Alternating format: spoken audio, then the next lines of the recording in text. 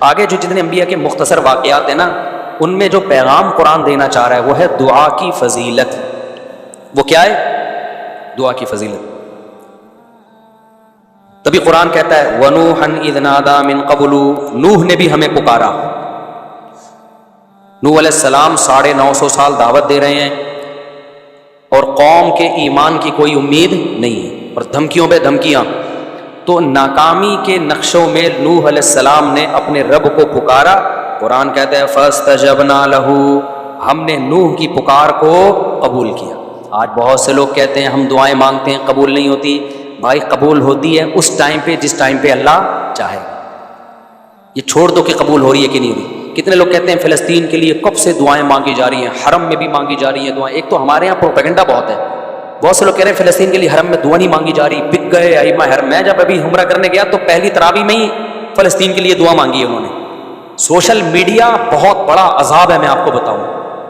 اتنی دجال کے آنے کی ہمیں بالکل ضرورت ہے ہی نہیں. جو لمبا پھینکتے رہو نا، بس پھینکتے رہو. میں نے تو یہ فیصلہ کیا ہے جب تک کوئی چیز اپنی آنکھوں سے نہ دیکھ لو نا تبصرہ ہی نہیں کرو.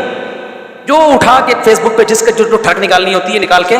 میں پہلا دن تراویح کا تھا، اسی میں پہلے دن ہی فلسطین کے مظلوموں کے لیے وہ جو تراویح میں دعا وتر میں دعا مانگتے ہیں پہلے دن ہی دعا مانگی. میں نے کہا لو بھائی، ابھی ہم کل کلپ دیکھ رہے تھے کہ دعائیں فلسطین کو لیے دعا نہیں مانگی جا رہی. تو جو کیا کہہ رہا تھا میں، ہاں لوگ کہتے ہیں اتنے عرصے سے ہم دعائیں مانگ رہے ہیں قبول نہیں ہو رہی. اس چکر میں بہت سے لوگ دعا مانگنا چھوڑ دیتے ہیں. یہ مت کرو. بنی اسرائیل کتنے عرصے سے دعا مانگ رہے تھے، پھر اللہ نے موسیٰ کو بھیجا، کلیم اللہ کو. پھر موسیٰ کے آنے کے بعد حضرت موسیٰ نے بھی دعائیں مانگی ہوں گی راتوں کو اٹھ کے. بنی اسرائیل نے اور مانگی ہوں گی، لیکن ظلم کم ہونے کے بجائے بڑھتا جا رہا. تو کیا موسیٰ علیہ السلام نے دعائیں مانگنا چھوڑ دی ہے بھائی؟ یا موسیٰ اوذینا من قبل ان تأتینا ومن بعد ما جئتنا، اے موسیٰ تیرے آنے سے پہلے بھی ظلم، تیرے آنے کے بعد بھی ظلم، کوئی فائدہ نہیں ہو رہا. حضرت موسیٰ کیا کہہ رہے ہیں؟ بہت مزہ آتا ہے مجھے اس آیت کے پڑھنے میں. بنی اسرائیل نا بڑی قسم پرسی سے حضرت موسیٰ کے پاس آئے. یا موسیٰ اوذینا من قبل ان تأتینا، اے موسیٰ تیرے آنے سے پہلے بھی عذاب میں تھے. ومن بعد ما جئتنا، تو نجات دہندہ بن کے آیا ہے لیکن تیرے آنے سے ہمیں کوئی فائدہ نہیں ہوا. مطلب کہ ہم تو دعائیں مانگ رہے ہیں، سب کچھ کر رہے ہیں، پھر بھی فائدہ نہیں ہو رہا. موسیٰ نے جواب میں کیا کہا؟ یا قوم ان الارض للہ استعینوا باللہ واصبروا، دیکھو اللہ سے مدد مانگتے رہو جیسے اب مانگ رہے ہو، اور صبر بھی کرتے رہو ساتھ ساتھ. دعا صبر کے بغیر نہیں ہوتی. یا قوم استعینوا باللہ واصبروا، اے میری قوم اللہ سے دعائیں مانگتے رہو اور صبر کرتے رہو. آگے دلیل کتنی شاندار دی ہے. سوال پیدا ہوتا ہے بھائی یہ کام تو ہم پہلے سے کر رہے ہیں نا، رزلٹ تو کوئی آؤٹ ہو نہیں رہا. آپ تو وہی کام کا حکم دے رہے ہو جو ہم پہلے سے کر رہے ہیں. ہم یہ کہہ رہے ہیں دعا قبول نہیں ہو رہی، آپ کہہ رہے ہیں دعا کب مانگو، مانگ رہے ہیں پہلے سے. اس اشکال کا موسیٰ نے جو جواب دیا علیہ السلام نے، ان الارض للہ یورثها من یشاء من عبادی، اے میری قوم زمین فرعون کی نہیں ہے، یہ گریوی میں فرعون کو ملی ہوئی ہے. زمین کا بادشاہ کون ہے؟ اللہ ہے. تو جب اللہ ہے وہ جب چاہے گا سیکنڈوں میں چھین لے گا اس سے. وہ نہیں چھین رہا، اس میں کوئی حکمت ہے. تو جو اللہ کا کام ہے وہ اللہ کو کرنے دو، جو تمہارا کام ہے وہ تم کرو. ہمارا کام ہے بھکاریوں کی طرح، اس کا کام ہے زمین چھیننا، ہم اپنا کام کریں گے اور وہ اس کو اس کا کام کرنے دو، کیونکہ مالک وہ ہے، جب چاہے گا سیکنڈوں میں چھین لے گا. ان الارض للہ یورثها من یشاء من عبادہ، وہ اللہ جس کو چاہتا ہے زمین کا مالک بنا دیتا ہے. آج فرعون کو بنایا ہوا ہے، اس کا مطلب یہ نہیں کہ حقیقی مالک فرعون ہے. حقیقی مالک فرعون ہوتا پھر ہم مایوس ہوتے نا. حقیقی مالک کون ہے زمین کا؟ اللہ ہے. تو ہمیں مایوسی کی کیا ضرورت ہے بھائی؟ وہ نہیں چھین رہا، کوئی حکمت ہے، ہمیں آزما رہا ہے. وہ جب چاہے گا 2 منٹ میں چھین کے ہمارے حوالے کر دے گا. تبھی تو کیسے 2 منٹ میں چھینا کہ نہیں چھینا؟ آخری دم تک، جب تک وہ پانی کے کنارے پہ کھڑے ہوئے تھے نا اور فرعون کا لشکر آ رہا تھا، اس وقت تک فرعون یہ سمجھ رہا تھا زمین کا وارث کون ہے؟ میں ہوں. مصر کا مالک کون ہے؟ میں ہوں. پھر جب پانی میں راستے بنے، بنی اسرائیل پار ہو کے گزر گئے، اس وقت بھی فرعون بھی یہ سمجھ رہا تھا کہ مصر کا مالک کون ہے؟ بولو میں ہوں.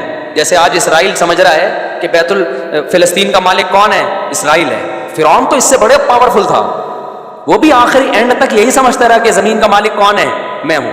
راستے بن گئے. اس وقت بھی فرعون سمجھ رہا تھا مصر کا مالک کون ہے؟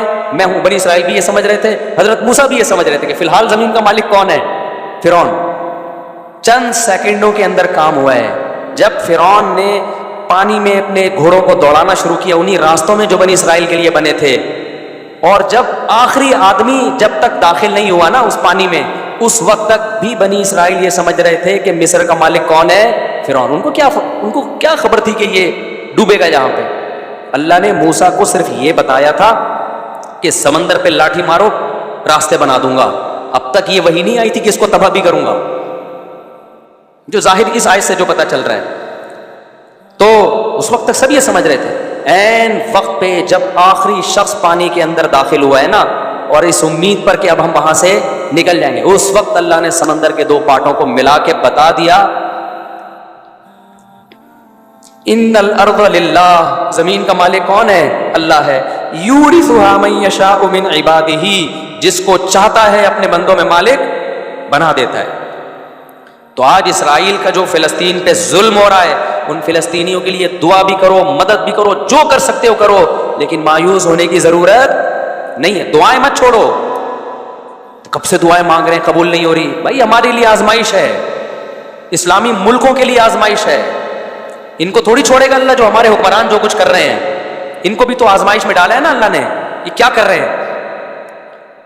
لیکن اس کا یہ مطلب نہیں ہے کہ بھائی فلسطین کی سرزمین کا یہودی مالک ہو گیا. اصل مالک کون ہے؟ اللہ ہے. اس نے وقتی طور پر کچھ ظالموں کے حوالے کی ہوئی ہے، تو ہم اپنا کام نہیں چھوڑیں گے. اور جب اللہ نے اپنا کام کرنا ہوگا، اس کو صدیاں اور سال نہیں چاہیے، وہ سیکنڈوں کے اندر نقشے کو تبدیل کر دے گا. آج بہت بڑا مسئلہ پتہ ہے کیا ہے دینداروں میں؟ وہ دعا سے بہت غافل ہیں، اور بلکہ دعاؤں کا مذاق اڑانا شروع کر دیا ہے. ابے یہ مولوی دعاؤں میں لگے رہتے ہیں، ابے یہ دعاؤں سے کیا ہوتا ہے؟ مولویوں نے لوگوں کو دعاؤں میں لگا دیا، نمازوں میں لگا دیا. اور جو ایسی باتیں کر رہے ہوتے ہیں وہ دعائیں بھی نہیں کر رہے ہوتے. یا تو کوئی بڑا تیر مار رہے ہو نا، کوئی تبدیلی کے لیے ایک نیا پیکج لے کر آئے ہوئے ہوں، وہ بھی نہیں کر رہے ہوتے، کچھ بھی نہیں کر رہے ہوتے. ایک دعائی تو رہ گئی ہے. دعاؤں سے کبھی غافل. میں نہیں کہتا کہ صرف دعا سے سب کچھ ہوتا ہے، اسباب بھی اختیار کرنے پڑیں گے، لیکن آج کسی حد تک اسباب ٹوٹے پھوٹے لگڑے لولے اختیار ہوتے ہیں. دعاؤں سے کیا ہو رہے ہیں؟ لوگ غافل ہیں. تو دعا مانگنے کی عادت ڈالو. اور نبی صلی اللہ علیہ وسلم نے فرمایا کہ انسان کی دعا اس وقت قبول ہوتی ہے، صحیح حدیث ہے، کہ جب تک اس کے دل میں یہ خیال نہ آئے کہ میری دعا قبول نہیں ہو رہی. جب یہ خیال آتا ہے نا یار مانگ رہا ہوں قبول نہیں ہو رہی، پھر قبول نہیں ہوتی. تو اس لیے یہ جو آیتیں میں جلدی سے بس 2-3 آیتیں پڑھ کے بیان کو ختم کرتا ہوں. ان کا خلاصہ یہی ہے کہ نوح علیہ السلام ناکامی کے اسباب میں اللہ کہتے ہیں جب قسم کرسی میں ہمیں پکارا فاستجبنا لہ، ہم نے نوح کی دعا کو قبول کیا. کب قبول کیا؟ 950 سال کے بعد. کتنے سالوں کے بعد، لیکن کیا نا اللہ نے. یعقوب علیہ السلام ساری زندگی دعا مانگتے رہے، قبول بڑھاپے میں کیا. اگر نہ مانگتے تو کچھ بھی نہیں ہوتا. تو اور اللہ اگر ایسے دعائیں قبول کرنا شروع کر دے، ادھر مانگی ٹھک کر کے، وہ تو پی کے فلم ہو جائے گی. وہ شارٹ کلپ کسی نے بھیجا تھا، میں فلمیں نہیں دیکھتا، یہ ذہن میں جو لوگوں نے لکھا ہوا ہے اس نے چھپ کے پوری فلم دیکھی ہے. نہیں دیکھی، اللہ کی قسم نہیں دیکھی. ہاں یہ ضرور ہے کہ اس کے کچھ شارٹ کلپ تھے، وہ بھی دوستوں کے ساتھ دیکھیں، وہ بھی وہ والے کلپ جو بہت ہی خاندانی قسم کے کلپ تھے.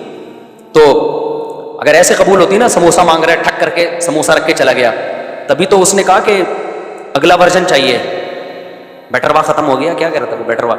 اگر اس طرح سے دعائیں قبول ہوتی ہے، اللہ میری فلاں جگہ شادی کرا دے، ٹھک کر کے ہو گئی، تو پھر تو ایمان بالغیب رہتا. ایمان بالغیب، ایمان بالغیب تھوڑی رہتا. پھر تو بھائی جو مانگو ٹھک کر کے مل رہا ہے. پھر تو کافر بھی کہتے ہیں یار دعائیں مانگو بس.